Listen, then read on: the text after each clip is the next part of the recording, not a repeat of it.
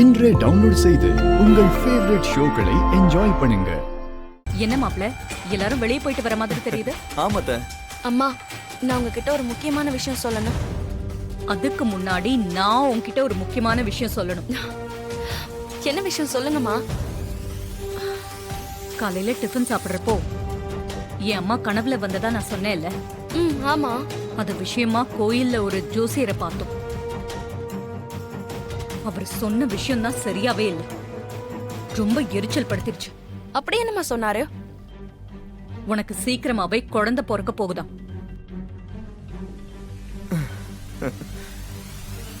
அந்த குழந்தை பிறக்கிற நேரம் அந்த கிழவி குடும்பமும் நம்ம குடும்பமும் ஒண்ணு சேரும்னு சொன்னாரு.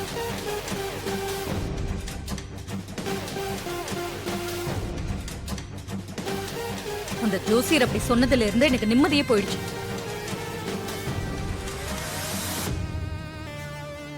ஏமா அப்படி சொல்றீங்க? நீதான் குழந்தையே வேண்டான்னு எப்போ சொல்லிட்டல.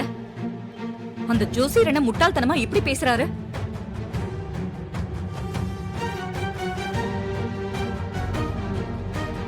அதோட அந்த குழந்தை பிறக்க போற நேரம் தான் நம்ம 2 பேர் குடும்பமும் ஒன்னா சேர போகுதுன்னா அப்படி ஒரு குழந்தையே நம்ம குடும்பத்துக்கு வேண்டாம்.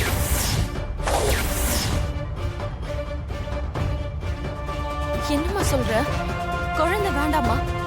ஆமா, என் அம்மா தங்கச்சி சாவுக்கு காரணமான அந்த குடும்பத்தோட நாம ஒண்ணு சேரக்கூடாது.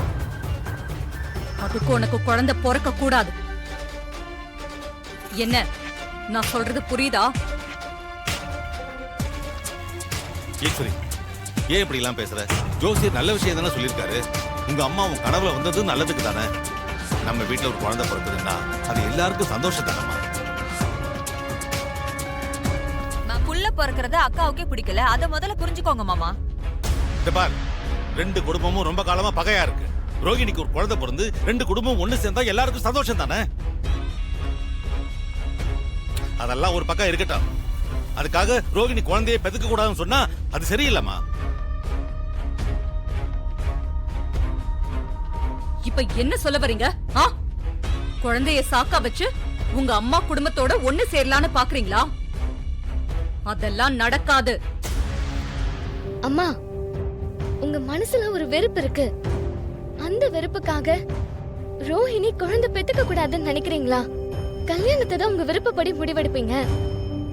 இப்ப நாங்க குழந்தை பெத்துக்கிறதா வேணாமான்னு கூட நீங்க தான் முடிவெடுப்பீங்களாமா? ஆமா, நான் தான் முடிவெடுப்பேன். ரோஹிணிக்கு எக்காரணத்தை கொண்டு குழந்தை பிறக்க கூடாது. அதுதான் என்னோட எண்ணம், ஆசை. புரிஞ்சுதா?